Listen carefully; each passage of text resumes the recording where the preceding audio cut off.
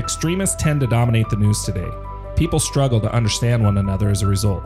With all the change going on in this world, people tend to just delete a social construct from their lives rather than trying to understand one another. Continuing down this path will destroy a society. Welcome to the garden.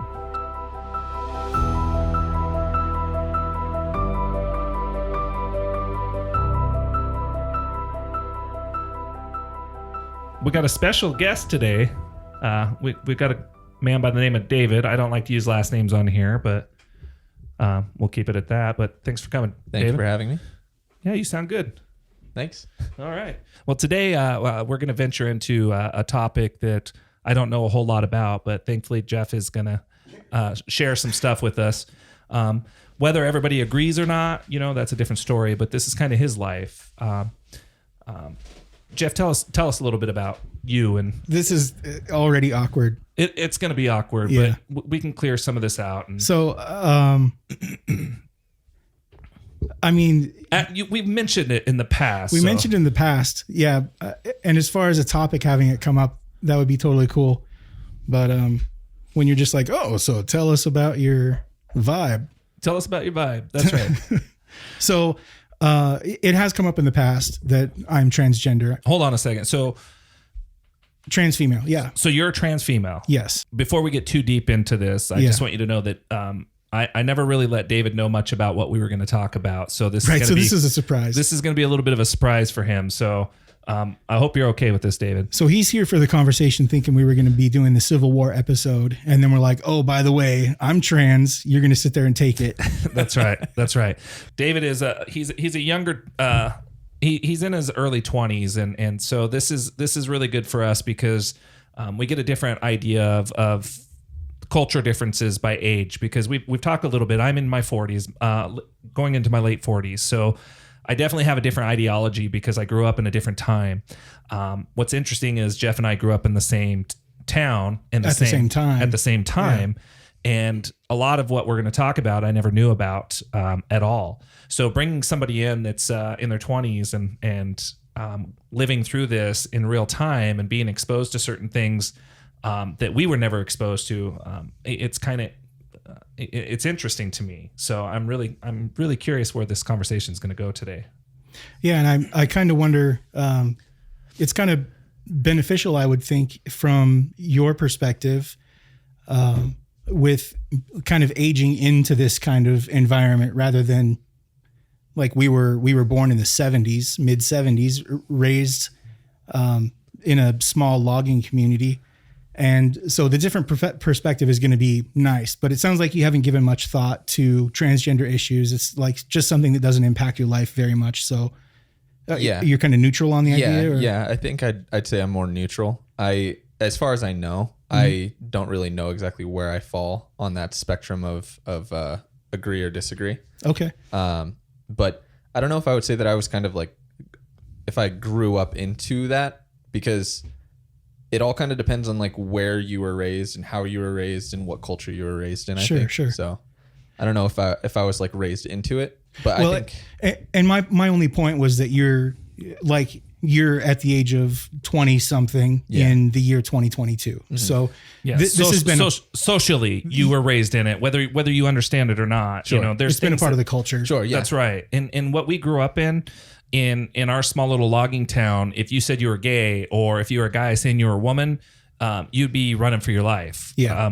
The town we grew up in, and you're familiar with the town, David, it was Aberdeen. We grew up in little old Aberdeen, and if you were an outsider in any way, it didn't matter if you were black, Hispanic, it didn't matter if you were, gay, lesbian, just couldn't grow facial hair. People would start a fight with you just because you were different. It was just the way it was back then. And so Jeff growing up as a transgender was like, it had to have been incredibly uncomfortable. And so we were talking earlier about this, and I hope he shares some of his internal feelings and how it was growing up. And we've talked about it a little bit in previous episodes, but we're going to dedicate this one almost entirely to this so that we can all get kind of a better understanding. But you growing up in this socially, basically what it means, what we're talking about is there's almost like no what do you call it? It's not looked down upon really. It's more acceptable, I think, in the era that I grew up than when you guys grew up. Yeah. And so that's what makes it really interesting, is because you don't see a trans person as anything other than a person. Whereas presumably, at least your age group, where we were raised completely differently. So we have a lot of different questions revolving around this. I think it's still kind of taboo for me because it wasn't really something that I was really exposed to constantly, like a lot of people are nowadays. Mm-hmm. Like if I look at my niece, she's 13 years old. They're like open about it, super open about it. And when I was her age, I didn't even know this was a thing. You know? Yeah. What do you mean by open about it? Like there's kids in her school. She's just getting into middle school who are already like claiming to be transgender or saying that they're transgender or think that they're transgender. So right, and we can branch out and talk about that a little bit too, because there are more and more people coming up who are trans. When statistically they say like 1 in 10,000 roughly should be, based on what they know historically. And there are more people who are coming out because it's like the thing to do, and it's more comfortable in today's society to come out as transgender. I think the whole idea of it being a fad is interesting because a lot of that plays into social media and how social media is more left-leaning, like majorly left-leaning versus right-leaning. Mm-hmm. And so people tend to use coming out as transgender as a way to get more attention on social media at the moment. Yeah, and I wouldn't. That's being seen as more, I guess, like as a popular trait. Social media is causing a lot of confusion on a lot of different levels, which we've talked about previously as well. But like, for example, some of my confusion about transgender is some of these extreme groups, right? We have somebody that thinks that they're a wolf. They're transgender because they're a wolf. We have somebody that's transgender because they think they're a kitty cat. I was talking to you about this earlier about trans species. Yeah, right. That's basically exactly what it is. But they identify as transgender, which creates confusion and it creates frustration. And people look at these people as mental illness, and now they're grouping all transgender people in here as being mentally ill as well. And so that's the confusing part that's going on in this change today. And you know, I suffer from it too. I mean, I'm very ignorant to the whole trans world. The other thing that creates confusion and frustration is these drag shows.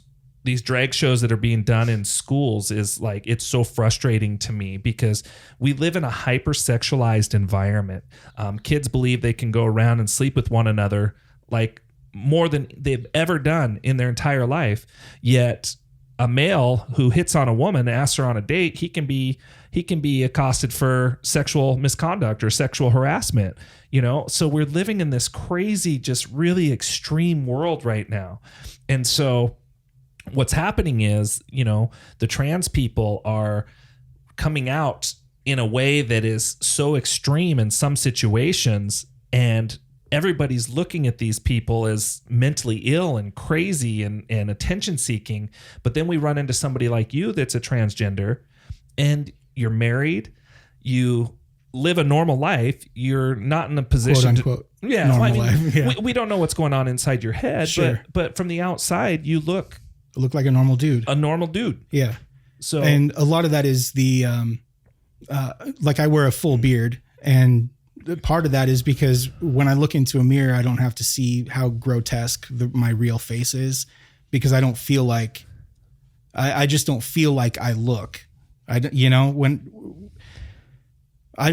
think I look like I do look. So the beard is like a defense mechanism. And I didn't transition when I was younger. If I had, like when I was 12 years old, I wouldn't be 6'3" and 280 pounds. I look more like a linebacker than I would be able to present as a female. So if it was more acceptable when I was younger, I've known since I was about 5, I definitely would have taken steps to stop my puberty, and I would have transitioned at an earlier age if that was available to me. So do you think that there was like a moment in your life that kind of triggered this sort of feeling inside of you, or do you think that it was just always there? I think it was always there. Okay. Like a lot of people start to get this feeling around puberty. For me, it was before that, and I can't recall any incident that happened when I was like 5 years old. I mean, both my parents were still married at that time. They got divorced when I was 9. As far as I knew, I was living a happy life in a normal family. Let's transition down to a debatable topic here real quick, because you brought something up that was pretty interesting. You said you've known since you were 12 years old. You knew since you were 5, Yeah. but if you had done steps at the age of 12, this is a really big topic of contention right now, because kids aren't allowed to make any decision, and a lot of the transitioning decisions are life-changing decisions, right? They're going to affect them for the rest of their life. And there's horror stories out there about people that have went through some of these transitions. And now at 12 years old, like, honestly, do you think that was an appropriate age for you to make up your mind? I mean, obviously you are still there at the age you are. I see what you're saying. But not all kids are going to be like that. Right. And I know very much that I acknowledge that this is seen from a hindsight perspective. Like, I understand that there's a chance I could have tried to transition at an earlier age, and that wouldn't have felt right to me. It wouldn't have felt like it solved any of my problems. And then I would have damaged my body unnecessarily. Like, I understand that perspective. And I'm not advocating for kids to transition at an earlier age.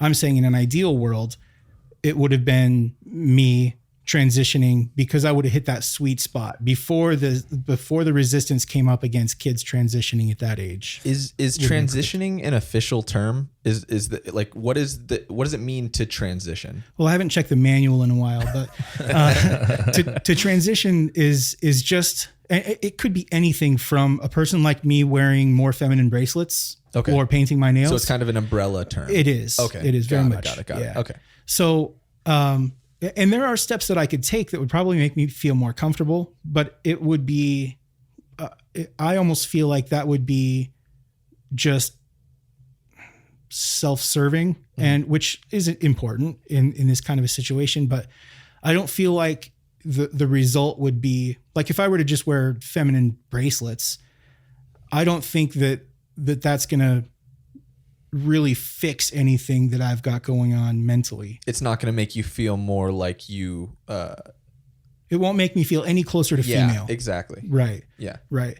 So I'm, I have opinions, and I have a hard time thinking about a 12-year-old transitioning, right? You still hung up on that? Well, I am, because we don't allow kids to go to war until they're 18, right? That's a big decision. We don't allow them to drink until they're 21. They can't own, firearms until a certain age. They're not allowed to drive until they're 16. Like, we have all these rules, and I get their arbitrary numbers, right? We're like, hey, you look mature enough at 16. We'll just put you in a car at 16, right? So we have a lot of these arbitrary numbers out there, but children, like, at that early of an age, it seems like society is now starting to transition to where we're putting them in a place where they can make this huge decision, lifelong decision. And I can't, I have a hard time supporting that. Well, like, for a lot of different reasons. So let me take it to a different place. In some Asian countries, kids take a test at an early age to determine what they're going to do for the rest of their lives, right? If they do poorly on that test, they may be a janitor. Not that there's anything wrong with being a janitor, but if they do well on that test, now they can pursue a path to becoming a doctor, own a hospital, CEO, whatever, right? This is determined at a young age. I don't agree with that either, right? Like, that's hard for me to understand, because I have to put a lot of my self-biases in. When I was 12 years old, I didn't know anything that I wanted to do in life. I didn't know anything that I wanted to be in life. And I certainly didn't know, I certainly wasn't going to make a decision for myself at 12 years old that was going to affect me for my entire life. And so the only reason I bring this up is because we're talking about transgenderism, and this is a thing that I think really affects a lot of people that are against transgenderism, is the effect it's having on children. Like, it's such a powerful thing. But at the same time, I have an understanding that this is something that needs to be addressed or talked about, because there is people like you that went through this, and it causes a lot of mental issues for you at the same time. So I kind of want to know what your feeling is about transitioning kids at a young age. I know you said you don't advocate, but going through it, I want to know how you feel about that. And second of all, I want to know what you think would be an appropriate way to address this with children at a younger age. Okay, so there's a lot there. A lot. First of all, I would say, again, in an ideal world, a child would be able to make up that decision and transition. We don't have an ideal world. I'm fully aware of that. So if I'm stepping little by little, there does come a time when a person can talk to their doctor, and they should be able to get together and make a decision on the appropriate steps to take. Like, sure. And I'm going to push back on you, just not from a personal point of view, but from an outside view, because I want to be respectful, at the same time, I want to push back a little bit. I understand that. Don't feel like you need to be over the top respectful. Like, this is, just see it as another topic that we disagree on, because I know we do. And there are aspects of it that we disagree on, and I'm totally cool with that. But to answer your question, ideally, yes, the child would be able to make a decision with their doctor and they would transition. That, like, with the world as it is, I think there's no age for anyone. Like you said, driving at 16 is completely arbitrary. That's just an arbitrary number. Some people are ready for it. Some people aren't. And the same could be said for trying to figure out where you fall on this identity scale. Like, some people are ready for it and some people aren't. So there's no law you can pass that is going to allow for, like, 12-year-olds to transition or 14-year-olds to transition. It's not going to be the same for everybody. It's got to be between the doctor, the parent, and the child. They have to, the parents have to be looking out for the child's best interests. And if there are consequences, negative consequences to transitioning before the child is ready, then that's a responsibility that they're going to have to take. Okay, let's stop there for just a second. Mm-hmm. So the doctor, the parent, and the child, that's another problem that's happening in the news. I know parents are pushing. Views. I know there are parents who push, and there are parents who want a transgender child, because I'm talking the other way. It's like a hood ornament. I'm talking the other way. They're creating laws where kids are allowed to talk without the parents knowing at all. Sure. There are parents that are, there's abuse still in the world. So if you're going to be abused because you bring this up, or if you're going to be discounted and not taken seriously when it's a real issue, then that's a problem. Well, the whole thing is a problem when you leave the parents out, regardless whether it's considered abuse or not. The parent is still responsible for that child until that child is a certain age. They're responsible for the bills. They're responsible for taking care of the child.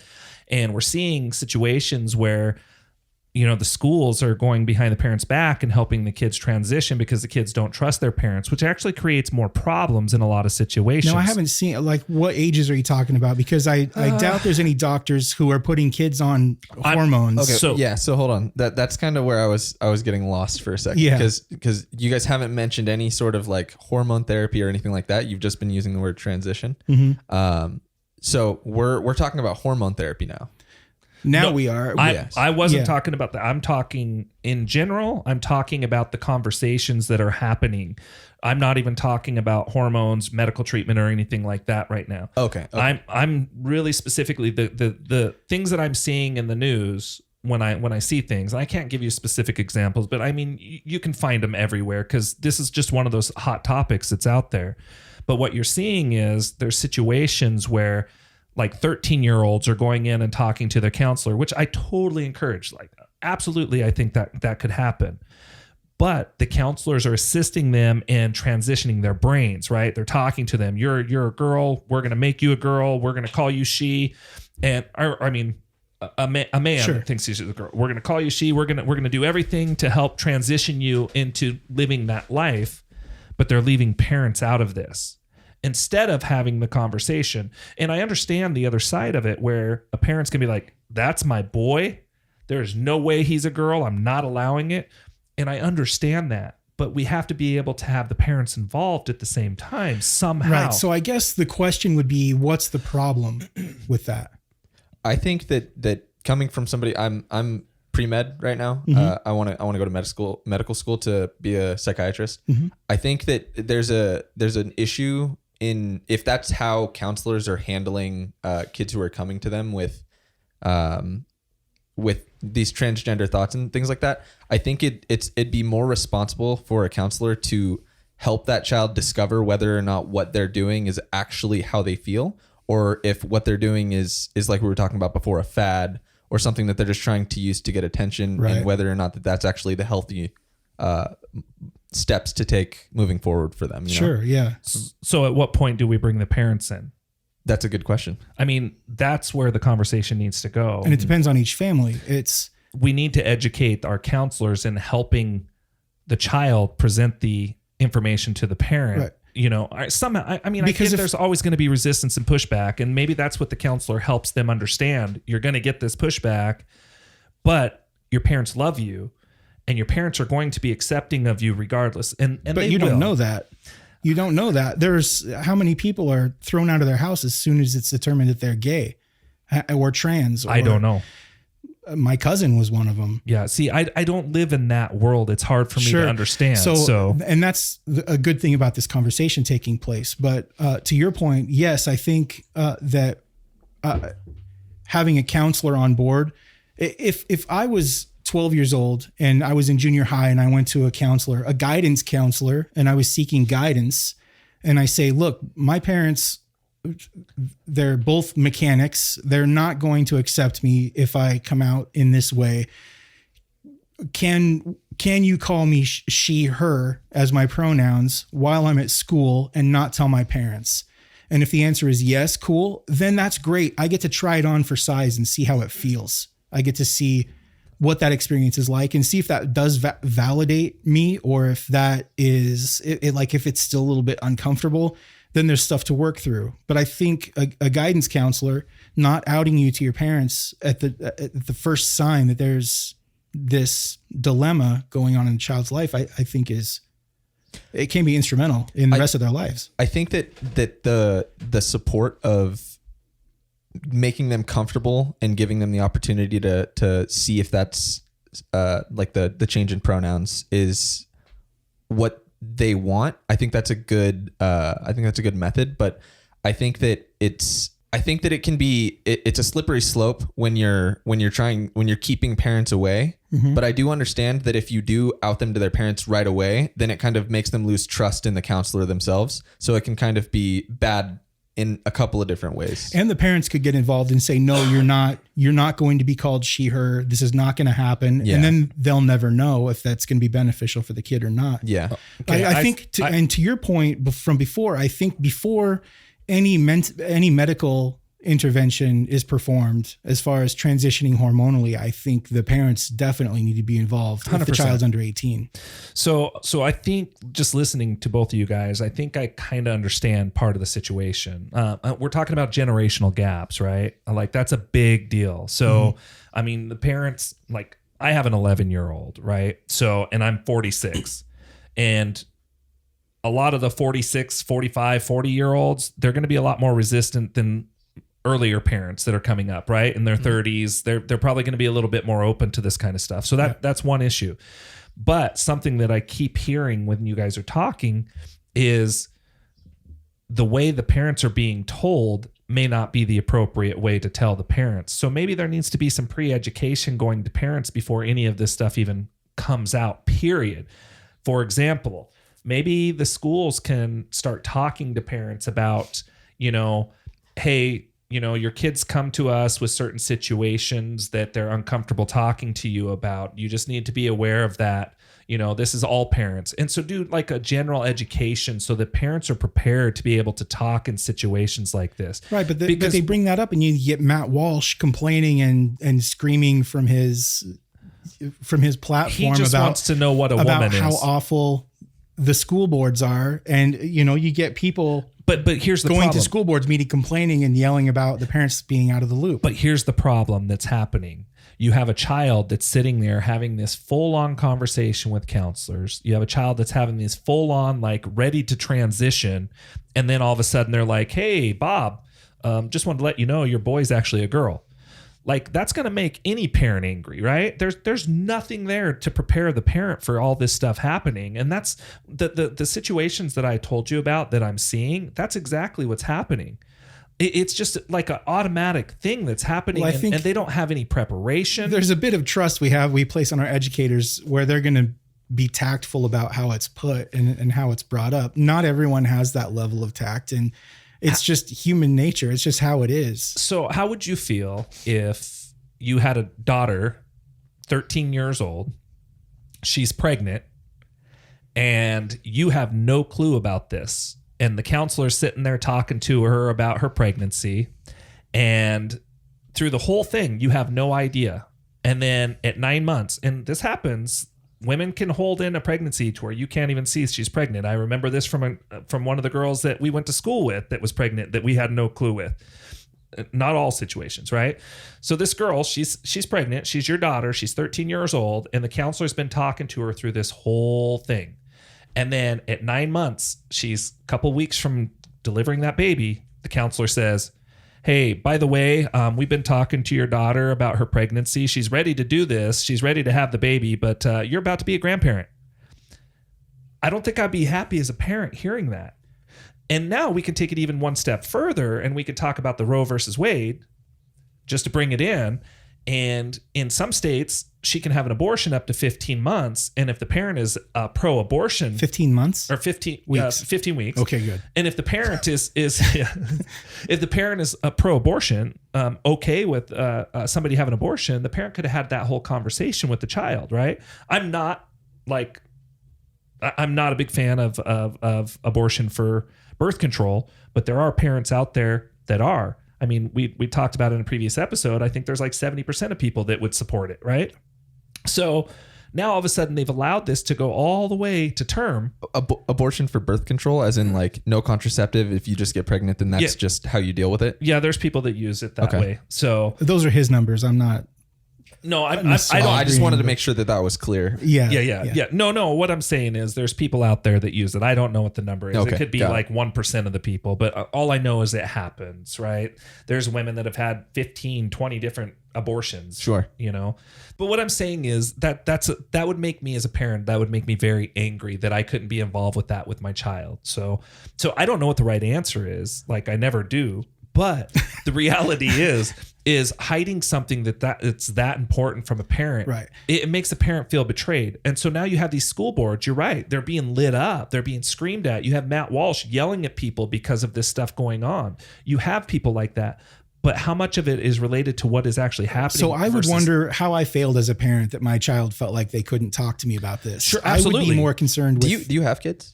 4 kids? Okay. Yeah. Wow. First of all, I would be more concerned about what is it about me that made you think that I wouldn't be supportive or helpful in this way. Sure. Right. And then I would have a conversation with my daughter about like, hey, what's going on? How can I help? What can I do? The biggest problem there would be that she felt like she couldn't talk to me in the first place, which I don't think wouldn't happen in my case. I don't believe, because we have a very open line of communication. I'm gonna try to pull us back toward like the hormone therapy thing. Yeah. Because we've been on the pregnancy thing for a minute. Yeah, I'm curious how somebody that lives that life, how they see things. Right, because it has to do with trust in the school system and the counselors and teachers. Period, yeah. I don't have kids. I actually don't want kids. And everyone always says, you're 24, that'll change. I didn't want kids when I was 24. Yeah. I think that's the pretty normal thing. When it comes to like hormone therapy and whether or not kids want to transition, what I think of is like whether or not their brains are fully developed enough to actually know whether or not that this is what they want to do. And then whether if they do decide that they want to do the hormone therapy, are they going to regret it later? Because your brain hasn't fully developed, and how is that going to affect your development of your brain with all those extra hormones going through? Sure. It seems a little scary to me health wise. Yeah. And it is scary health wise. And the other side of that is the fact that I know that I would be more comfortable if I had made the transition when I was younger. But again, this is hindsight. Yeah. I was a late bloomer. I had until I was 16, maybe 15 before I would have needed to transition.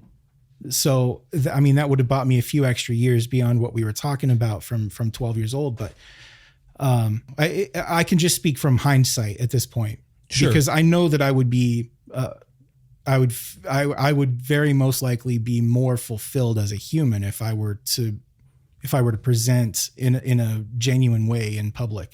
Well, the thing that really sucks about even with hormone treatment is there's a time limit on it, right? Yeah.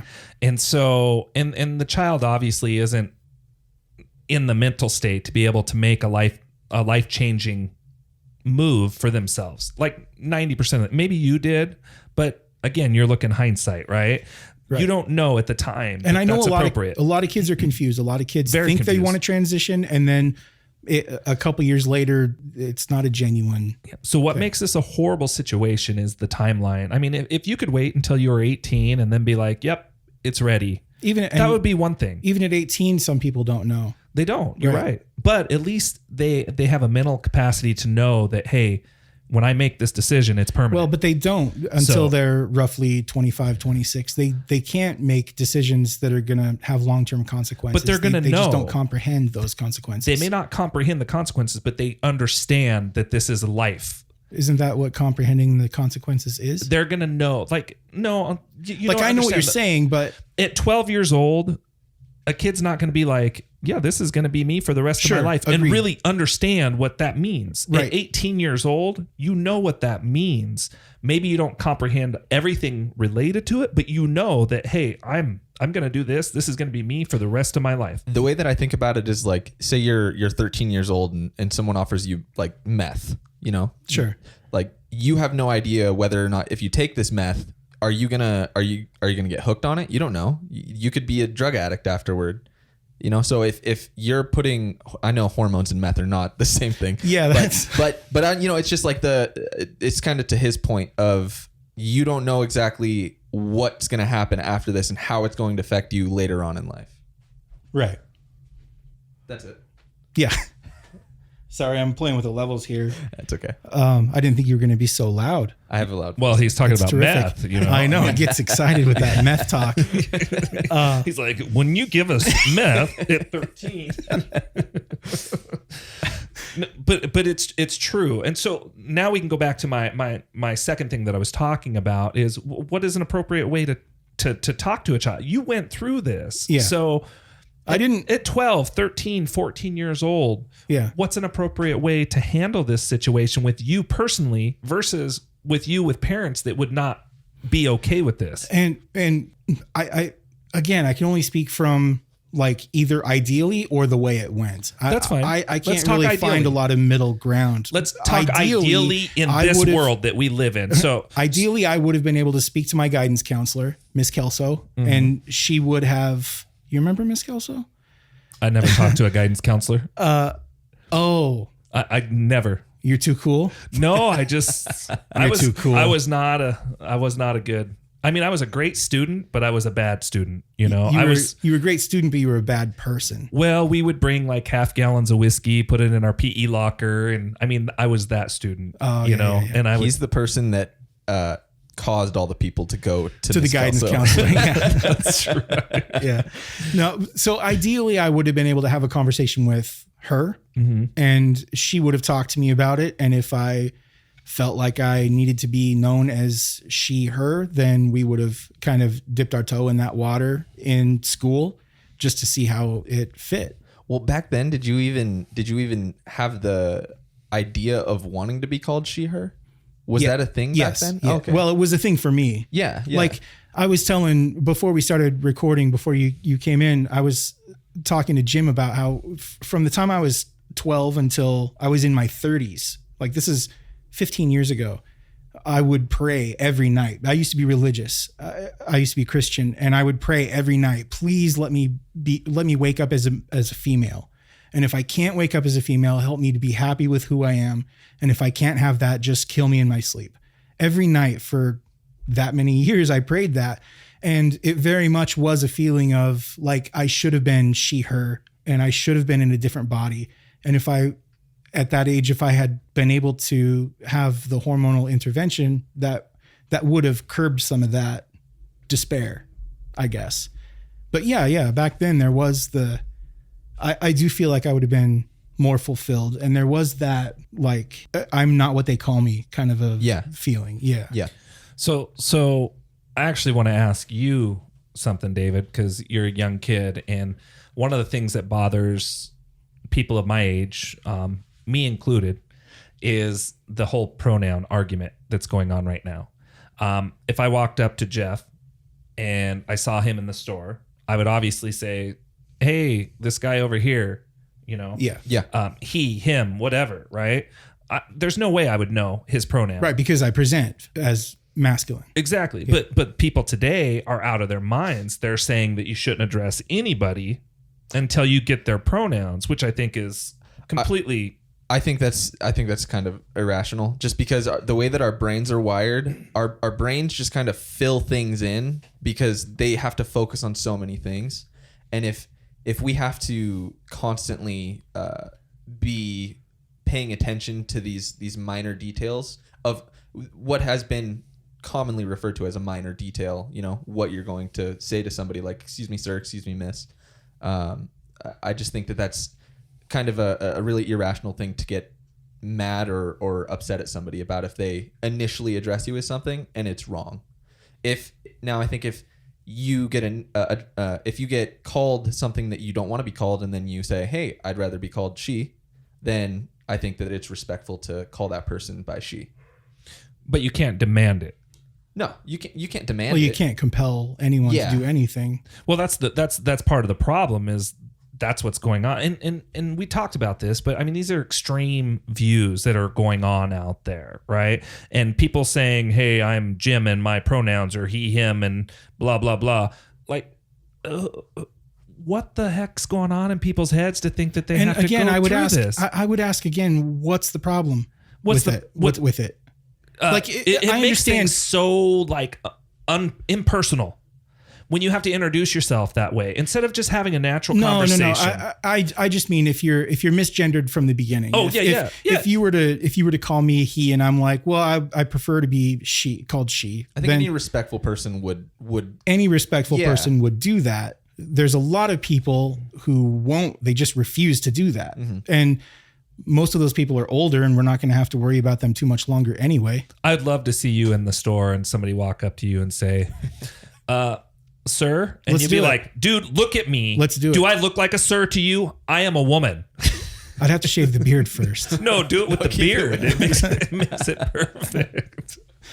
So anyways, the whole pronoun argument, I can't remember where it was. There's a place I think it might be Japanese, but when I was talking to some of the people in Japanese, and when I took my class, I think it was Japanese. It could be Chinese, and I was just talking about it. But they refer to everybody as he or him. Everybody, women and men.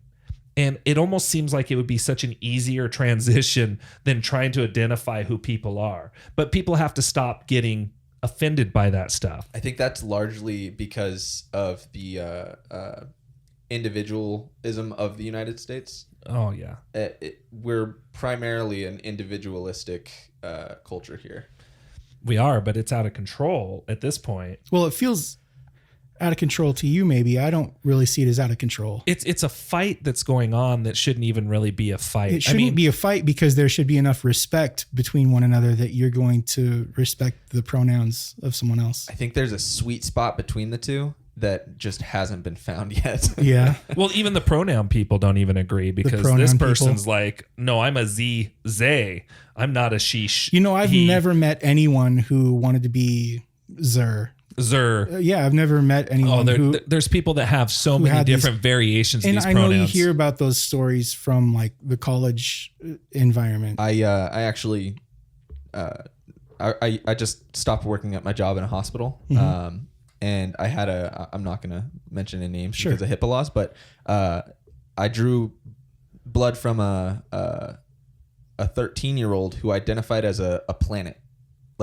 Actually identified as a planet. And I had never, ever met somebody who actually identified as something that was other than an actual person or but you weren't that was used. but you weren't like, well, I'm not going to call you a planet. You were like, cool. No, I just avoided using any pronouns at I've all. never drawn blood from a planet. Yeah. Did you just call him Mars, or I just used the name. I just used or did you like Mars Johnson? Mars Johnson? Well, I used the name that was on their official when you're referring to somebody as a planet, the planet is their pronoun. So you're going to be like Mars Johnson. So you would say their planet, whatever it is, and then their last name. That's what you're doing? I guess. I had to use the official name on their medical record. So they had a real name, but they preferred to be called a planet. Oh, well, that's not as bad as, I mean, as a pronoun. They could have officially changed their name to a planet, but they identified as a planet. Yeah. Which was odd to me. Confusing. Yes. Very confusing.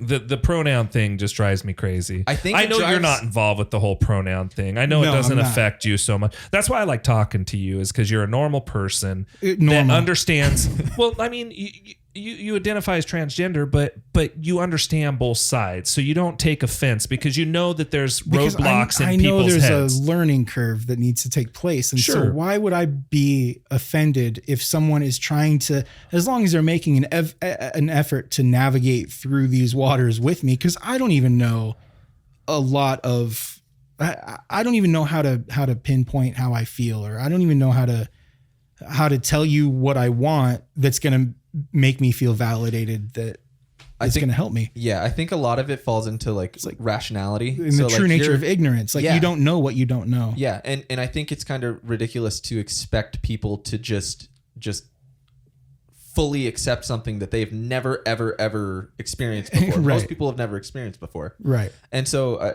I think irrational people are irrational people no matter how they identify. And I think that that's kind of what we see when we see the people that are just on the extreme sides of both sides of the spectrum of left or right. Sure. It's we have so much going on in the world today, and we see all these extreme people and people identifying as planets and animals, and it makes it hard for us to really fall down that path. So here's one of my roadblocks. When I worked in medicine, and early on in medicine, what would happen is if we were taking care of an elderly person that was confused and they were seeing things, we're supposed to correct them. You know, we're supposed to make them see the world the right way. It's supposed to reorient them.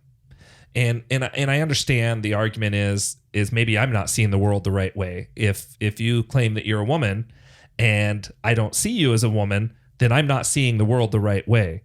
But at the same time, if we're supposed to sit here and correct these people, otherwise we're reinforcing mental behaviors. Now all of a sudden I have a guy that identifies as a woman, and he's, or she, I guess, right? She is adamant that she's a woman, and I'm like, no, you're a man. Now all of a sudden I'm transphobic and I'm the most horrible person in the world because I don't agree with this person, because I can't separate, biological identity versus, your personal identity. I have a hard time separating that. But like I said, I was trained a certain way to correct people. And so I almost feel like, and I think this is what goes on in this world right now. If you're claiming to be a woman and I see you as a man, but you're claiming to be a woman and I'm trying to correct you, then I'm reinforcing a mental behavior. And I think that that's what people are they're kind of going down this path right now. So sure. Like I had an uncle who was paranoid schizophrenic, and he thought he saw portals to hell that he would have to jump over in the sidewalk. Sure. Right. And I'm just going to walk down the sidewalk. I'm not going to, when I'm walking with him, I'm not going to jump over these holes that he's jumping over. Right. At the same time, I have to be aware that was very much a part of his reality, and that nothing I was going to say was going to change his opinion or his mind on this. So it's which really I accept about completely. Choosing your battles. Like, why would I need to try to correct someone about their gender when it has nothing to do with me? Well, that's a really interesting analogy, though, because you may not have been coming out and telling him that these aren't, like, there aren't really portals to hell on the floor, but you were kind of doing that without saying it by just walking over them. Sure. And it's just that I don't feel like I need to jump through the hoops. Sure. Yeah. Right. And in the same way, Jim, you feel like you don't need to jump through the hoops if you disagree with someone on their gender. Well, here's the thing. And I'm not saying you're resistant to that. I'm saying as per your analogy or as per your example. I'll make it totally clear for you. You are somebody I respect. If you said, call me she, her all the time, I would do it because I respect you. And you're not going to demand it of me. Right. But if you're somebody out there pushing things on me and trying to force me to see things a certain way, I'm going to be a little more resistant about that, right? So I'm not resistant to people's ideologies and about who they are. I'm not going to sit and fight with them because you're right. It doesn't really affect me one way or another. If I like you as a person, I like you as a person, whether you're a male, female, a giraffe, a planet, it doesn't matter. Like, I like you as a person. I like hanging out with you. But we're putting all these extra things on people. And when you start demanding me to see you a certain way or to treat you a certain way, that's where boundaries start to come up. So kind of like, what is it? I think it's Bill C-16 in Canada. Have you heard about that? No. I guess in Canada, I think it's Bill C-16. You're required to call people by their preferred pronouns. Okay. Yeah. So I have heard about that. I just didn't realize what. Yeah, I think it's Bill C-16 is what it's called. I'm not 100% sure if that's exactly right, but that's, I think, and I don't know what the, there has to be some sort of repercussion if you choose to not do it. But sure. That was like a whole, I think there was like a whole freedom of speech argument against that. Well, that's how Jordan Peterson got so famous, was because he was saying you can't compel speech. You can't force me to call anybody anything that I don't want to call them. Sure. And I can see both sides of the argument. Mm-hmm. Yeah. I think it's really shitty if you're misgendering someone just because of your foundational beliefs that you refuse to budge on. Yeah. And like I said, there's a respect element that comes into that. And if you are like some of these people that are coming out with the pronoun arguments are just, they scream louder and louder because they want to be heard. And some of them are downright rude. And at that point, respect is gone. And so I don't want to work that hard to figure out who you are or what you are. Then the conversation should just stop. It should, absolutely, 100%. If you're not getting along with somebody, there's no reason to stay engaged. If you have to work with someone and they demand that they be called she, her when they were born a male, then I don't see where, like, and I wouldn't have a problem with that, but there has to be respect. But you're saying there has to be respect. What if you don't respect them? You don't like them.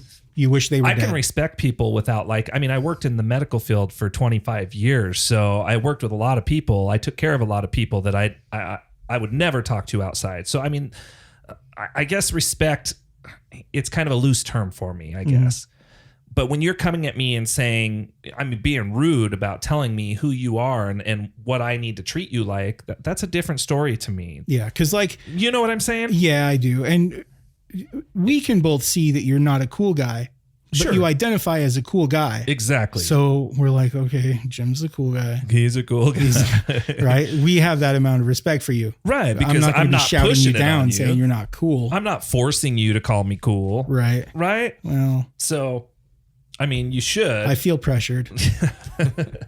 but that's what I'm saying. That's what's going on out there. And a lot of people are trying to force a belief on people instead of allowing them to kind of reach that belief. So they're not trying to force a belief. They're just trying to be validated for who they are. And they're loud and louder when they're not validated by everyone. I guess my biggest question is, what's the problem with it? For example, if I see you just I've asked this question four times. I'll get back to your question, but for example, right? Yeah. You have a trans woman that wants to sleep with a guy. Okay. And the guy's like, no, I can't go there. Like mentally, I can't go there. And they're like, you're transphobic. Sure. That doesn't mean you're transphobic. I mean, there's women that I wouldn't sleep with. Right. That doesn't mean that I'm opposed to women. There was a TikToker who was talking about how about attraction, and that because she was overweight, she felt like it was fat phobic if people didn't find her attractive. And she went on to talk about how when you're trying to determine whether you find someone attractive or not, it should be about like, well, do they like to kayak? Do they like to do, whatever? it shouldn't be about appearance. But at the same time, there's a lot to do with appearance when it comes to attraction. Sure. I think that a lot of our nature, like human nature and just animals in general, base their attraction on appearance. Sure. I think that that's just such a natural thing. It's why birds have plumes. Yeah. Right. Exactly. But that doesn't make you phobic of the people that No, you're not that's- attracted to. No. And that's the frustration that I have with a lot of this kind of stuff too, you know? I mean, look, I'm not perfect by any means, you know, but there's people that I would be attracted to. My wife, for example, like she's 4'11", you know? That doesn't mean I'm phobic to tall people. Right. You know? And I can see how it's difficult because the trans community talks about how trans women are women. Mm-hmm. And so if you don't like a trans woman just because she's trans, then that's transphobic, right? If you see a woman who you find attractive and it turns out she's trans and then you're no longer attracted, that could be perceived as transphobic. Yeah, but that's not appearances though. You know, that's like the opposite. It's like they look like what what you would like, but once you actually dig a little deeper, they're not. You know, Sure. it's almost like a trust thing. Almost. Yeah, and I get that. Like you can. They're lying. It's a lie, right? It's not a I don't lie. know. I don't think it's a lie. It's like if they're masking some of their neuroses. Sure. And then it turns out this person's neurotic. Yeah, Then you're yeah. gonna be like, I shouldn't have got involved. Here's what I think. I think that if they come out to you and they say, "Hi, you know, I'm so and so. I'm a trans woman," then you know I think that should be that's better than saying, "Oh, you know, hey, you know," not saying anything. Which they identify as a woman, but like it's not the same as being just like a biological woman. Right. But there's going to be especially if they haven't had surgery, or bottom surgery in particular, there's going to have to be a difficult conversation that takes place before the pants come off. Absolutely. Yeah. Right. So It should happen before any emotional exchange. I'm not even sure about that because these people are at real risk of if I was a trans female who presented as female and I could pass as a female, I wouldn't go up and introduce every potential romantic partner. I wouldn't introduce myself as, "Hi, my name's so-and-so and I'm a trans person." Sure. Because that person could they call it being clocked. That person could clock you. And I kind of understand what you're saying because right, there's a danger. There's a real danger involved. Well, there's a danger in the sense of being denied by people outside of your own, I guess like your own community, if that makes sense. So if you have any sort of desire to be with somebody who's outside of like the trans community, then you're probably going to get shot down or rejected. Right. And That's life, though. I mean, if I were to go rent a Lamborghini and drive my Lamborghini around, and I take a woman back to my trailer, she's not going to be happy when she realizes that Lamborghini is not mine, number one, and number two, that I don't make that kind of money. Yep. Right. Yeah. That's the same type of dishonesty that we're talking about here. And even But- though you don't see it as dishonesty, it is a form of dishonesty. No, so However, if I knew, if a person presents as female, sure, they're just being themselves, sure. and another person likes them and they want to go on a date, when does that conversation need to take place? Well, I think it would need to take place before the early date. because we know that there's a source of contention there, And right? sure. That's the problem. And There's it's a, understandable to say, like, before we go on a date, I have to tell you that I'm trans. Yeah. And same like, with I just need to make sure you're cool with AIDS, that. anything like that, right? Right, Anything right. that is like there. I mean, you could find somebody that you're madly in love with that has HIV, right? But it's not right for that person to allow you to fall in love with them and then share something devastating like that, right? And I know that they're like false comparisons. I understand that. But at the same time, they're not, because There's similarities, but they're different. they're completely different, but they are similarities. And what do you think's going to happen if this person falls in love with you and then you tell them you're a man? Like, that's going to create anger, frustration, all kinds of stuff. That's dishonest. Right. And I get we're in a weird transition in the world right now because there's a lot of this stuff going on, and like you said, the trans people don't really like. There's a little bit of fear there. There's danger there for them. Right. There's the fear of rejection, and some of these people. You talked about not being yourself, and talking about in your mind, talking about suicide. I don't know if you're okay with this being on the show. Sure. Yeah. But you talked about thinking about suicide, and I can imagine that a woman, a man that thinks he's a woman and lives out the life as a woman and is a beautiful woman, but once he tells somebody that he's a woman and he's being rejected, and I'm sorry if I'm wrong on the pronouns. I understand what you're saying. But if he tells them that he's a woman and he's being rejected all the time, that can really have a mental impact on that person. I understand that. I think that's the world we're in right now. I think the better comparison would be, say, like a man marries a woman or something like that, and he's gay, but he doesn't tell his wife that he's gay, and then he comes out later after they're married and have kids and say, "Hey, I'm gay." That's kind of like like when should he have had that conversation? Right. And did he know that about himself? Yeah. To even have that conversation ahead of time. Sure. That's true. But a man that is identifying as a woman that he was born as a man and he's identifying as a woman. Well, like I was married before my wife found out that I was transgender. And there's a little bit of a difference here because I'm not planning to transition anytime soon. At the same time, there could be like a mental conflict that she would not be.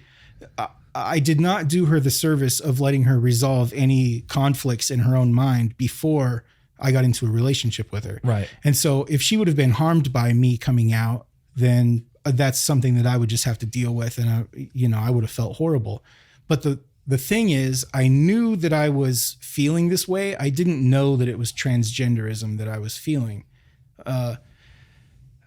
I really wasn't able to put that into words until, I don't know, 10 years ago. And that's because it started to become socially more acceptable for trans people to exist. Sure. I just thought I was messed up and I didn't know what was the actual problem. So to go to your example about someone who's gay and they don't tell their spouse that they're gay until after the marriage, like, yeah, if they knew ahead of time, they should have disclosed that. Sure. If they didn't know ahead of time, then, all bets are off, I guess. And that's my point that I'm making. And I was just rambling. Yeah, but that's the point I'm making. If you were born a biological male and you're a female, then you shouldn't be approaching men with the whole concept that you're a woman and you have a penis. No, it's because I would be approaching that person just how I approach people. Yeah, I mean, if you have a friendship or whatever, starts to evolve. But I don't need to wear a sign around my neck. No, I don't think so. Scarlet letter. No, you don't need any of that. If I pass as a female, I'm not going to disclose that I was born male. I wouldn't disclose that until I would do it before the first date for sure. Sure. And I think we're going to see more of this kind of stuff be a little more acceptable over the next 10 years because, I mean, it's coming out. We're seeing the trans population growing at an astronomical rate. Right. I think we're at like 20% now or something crazy. Well, and it's like it used to be, it was a punishable offense to be left-handed for years. I know. It should be. Thousands of years. Well, I don't trust lefties either. I just don't trust them. That's right. But what they found was that there was a scale that they could use, and they could see how many people were identifying as left-handers or how many people outed themselves as left-handed. And you can see that the more society accepted left-handed people, the more left-handed people there were until we reached a plateau. And then it was like 20% of people or something are not trustworthy. Mm-hmm. Left phobic is what you are. I'm left phobic. It's just creepy looking. Yeah. I always try to write with my left hand, and it just never worked out. Yeah, that was the weirdest thing. Yeah. You smear the ink all over. Smear the ink. You got to hold it. Like I've seen people hold the pencil with their wrists all cocked sideways. Yeah, paper's all ripped because you're putting too much pressure down. They need special equipment like a left-handed mouse. It's disgusting. Like a guitar. It's disgusting. Yeah. Anyways, I don't even know where we're going with that, but seems like a good way to wrap it up. No, I'm trying to think. There was something else. I wanted to talk a little bit about the mental state of transgenderism, because we know that that's an issue. I mean, I think the statistics that we read off in the past was up to 40% of people that identify as transgender have thought about suicide at some point in the past. You brought it up to me earlier today when we were just kind of having a discussion off record that it was something that passed through you. And we were talking a lot about the schools and the appropriate time to talk to kids, because that's a real issue. So I guess my question to you is, you were talking about suicide crossing your mind. At what age did that start? Was that early on at like 12 years old, or was that later on? So that was when I was praying for death every night. Yeah. So praying for death and suicide are completely different things. No. So it's not like there was a plan in place, but the ideation was there for sure. And it's been there because of this. And ideations, are you thinking like slit my wrist so I could do this and it'll be over? No, or are you thinking like, God, just please take me away? The world would be better if I wasn't here, and I wish I wasn't here. That's depression. I would rather be dead than be in this body. That's depression. So I don't necessarily take that as a suicidal ideation, because I think people go through stuff like that. Longing for suicidal ideation, I think, would be more like you actually are thinking it through, as far as, if I just take these pills, I'll be gone. Sure. And it was 12 years old that I was using, like, there's been a couple of attempts, and it's like, but they weren't real. Chicken out. Yeah, they weren't. I mean, they were real attempts. They were real. It was going to happen. It's just that I chickened out. It wasn't like, not to get, I don't know. I mean, you don't have to get into that. I mean, I get it. They've had people survive jumping off the Golden Gate Bridge who said that they jumped off the bridge and partway through the fall they realized that they wanted to live. I've heard that story. Yeah. So well, that's. I think we go through that, like people that commit suicide, I think they go through that at some point, but sometimes it's just too late for them. So I understand. But what I wanted to know is, I mean, even as a kid, I wasn't transgender, but I had those type of thoughts as well, right? Sure. I mean, usually it was because I couldn't date the girl at prom, or, something didn't go my way. And so I'm like, oh, the world is so horrible. I wish I was dead, Yeah. And I had other experiences that would contribute to that suicidality anyway. So and that's what I'm trying to distinguish, I can't tell you exactly whether it was because of transgenderism or if it was because I was just unhappy with how things were going in life in general. Sure. But I do know that if I didn't have the feeling that I was transgender, I wouldn't have had near the problems mentally that I did. So that creates the argument about the counselors at school. For sure, that's a big deal. And if it's happening at that early of an age, that definitely becomes an issue. And there needs to be some exploration as to whether there is suicidality and depression involved in that, or if it's just like, you got to check the temperature and be like, okay, you're cool, right? Like, we've covered this topic and we'll call you she, her, and all that's good. Like, you're good otherwise. Yeah. There needs to be that conversation, obviously. Absolutely. But then we got to get the parents involved at some point. I mean, we have to, in my mind, I can't imagine such a big decision that people make. What makes that a big decision? To transition? No, just to socially transition. If there's not going to be any and that's medical, what I mean, socially transition. Yeah. If there's not going to be any medical intervention, what's the harm with your child going to school and wanting to be called she, her when he was born as a male? Well, there's a couple things. Number one, you're encouraging the child to lie to their parents, which is not a good thing, right? Are you though? You're encouraging the child to keep things from their parents. So I mean, how big is the step to say? What if they don't feel safe with this information at home? But that becomes the issue that needs to be addressed. So why do they not feel safe? And that's where the counselors, I think, need to be a little more educated, because I mean, when you're encouraging a kid to keep things from their parents, what's the next step? Hey, let's go drink. Let's do some drugs. Let's go steal some stuff. I'm sure there could be like onesie twosie cases, but I wouldn't see that as keeping it like the counselor telling the student to keep it from their parents. That's the student telling the counselor, I don't feel safe with this information at home, but I want to talk to you about it here. So and the counselor, by advising them and giving them guidance in this area, you're not telling them to keep it from their parents. There's probably going to be conversations like, well, what if you said this to your mom? What if you said this to your dad? And the counselor is going to be trying to get the student to disclose this information to the parents. I think there's a little bit of I think both parts make sense. I think that I think the counselor should be, not hesitant, but skeptical about why the kid doesn't feel safe about sharing the information. Like, to what extent is your parent going to disagree with this? Are they going to be like, whipping you, or, right. Or are they just going to be like, and if there's legit abuse, that's a completely different conversation. Exactly. Right. And I think that's kind of where that sort of, where that line needs to be drawn. I think that parents being involved is really important. But I also think that if the parents are going to be abusive toward the kid, they probably already are being abusive, and that's just going to breed more abuse. Mm-hmm. And so I think that it's up to the counselor to figure out whether or not it's healthy to let the parents know. But I think that all is based on the education of the counselor and how well that counselor is going to do their job. Right. And there's people who are good at their jobs and who are bad at their jobs anyway. It's got to be taken on a case by case. I think school counselors should probably have more.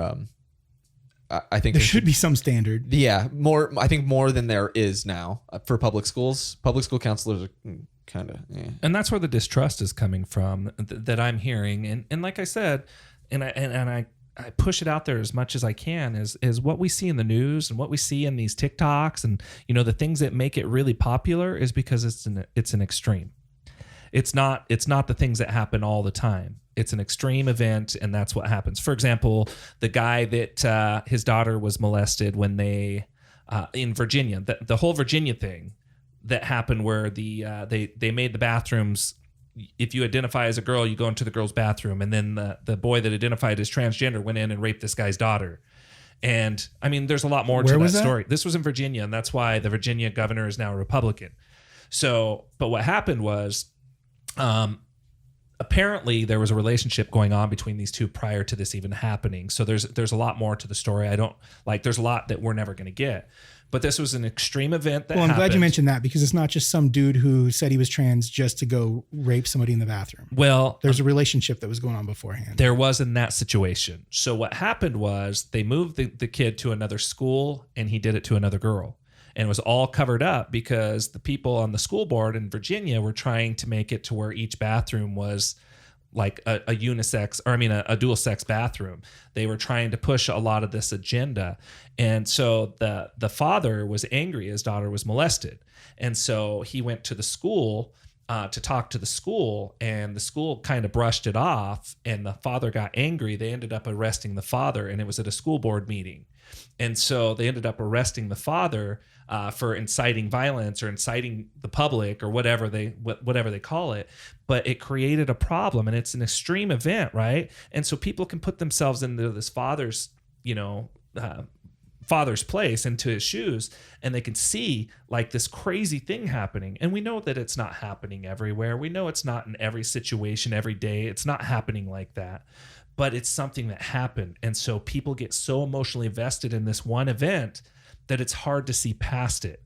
And these things start to shape people's minds. And especially if they don't understand the trans culture, they see, like we were just talking about the trans that identify as a planet or as a wolf or as a giraffe or, a penguin. It doesn't matter. Those are the extremes that we're seeing. And so people that are trying to be molded to understand this, all they're seeing is these extremes, and it makes it hard for them to, it makes it hard for them to understand this other side. They don't realize that there's people out there that are just people trying to live their lives. They just want to live who they are. They're not loud. They're not pushing everything out there. They just want to live and be who they are. A lot of them want to just keep to themselves, like you. Mm-hmm. They just want to keep to themselves and just live their life and be seen as a person and be seen as the person that they are. But we see these extreme events that shape how society is seeing each other. And almost everything that's going on in this world today is all about division. And so that's what's happening with these situations. Right. And so you get these again, onesie twosie incidents that happen. And that's what makes the news, because Bob going to work and coming home and having dinner is not newsworthy. If it's just a regular person living a regular life, that's not going to make the news. But if it's one person who says he identifies as trans or she identifies as trans going in to rape a girl in a school bathroom, like I've only heard of that happening one time, and that's right now. Yeah. Like that's the first time I've heard about that happening. So I'm going to play devil's advocate a little bit with Sure. that, because you could almost say the same thing about the the things that you see on the news with like the some super right winger beating up a transgender person. That's just a scenario. But I've seen things on the news about stuff like that. It's kind of the same. Like they're not going to cover the things that are boring and Sure. and lame. Yeah, they're only going to cover the stuff that's noteworthy. Yeah. That isn't extreme. Exactly. And whatever's going to fit their political agenda for that news source. Sure. So it's shaping division in our world. So I'm gonna wrap this up, and I appreciate you guys showing up. Thanks, Jeff. Thanks, David. And we're gonna close this off here. You've been listening to The Garden.